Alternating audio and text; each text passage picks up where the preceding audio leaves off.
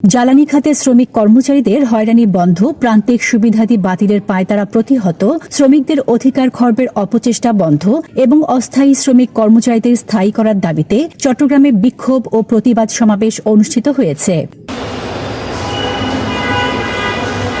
Bangladesh oil and gas workers ফেডারেশনের উদ্যোগে আগ্রাবাদের Jamuna oil কোম্পানির কনফারেন্স হলে এ সমাবেশ অনুষ্ঠিত হয়। এতে সভাপতিত্ব করেন যমুনা অয়েল কোম্পানির লেবার ইউনিয়নের সভাপতি আবুল হোসেন।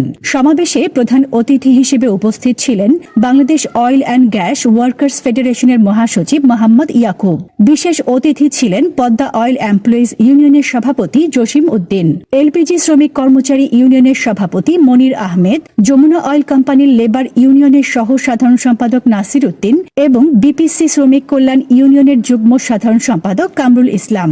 এছাড়া সিবিএর অন্যান্য নেতৃবৃন্দ সমাবেশে উপস্থিত ছিলেন।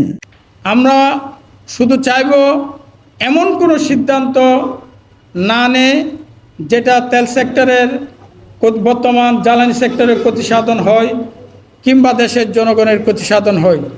যদি সেই সিদ্ধান্ত দেশের জনগণের উপকৃতির জন্য হয় এবং আমাদের জ্বালানি সেক্টরের শ্রমিক কর্মচারী বান্ধব হয়, আমরা নিঃসন্দেহে সেই উদ্যোগকে স্বাগত জানাব।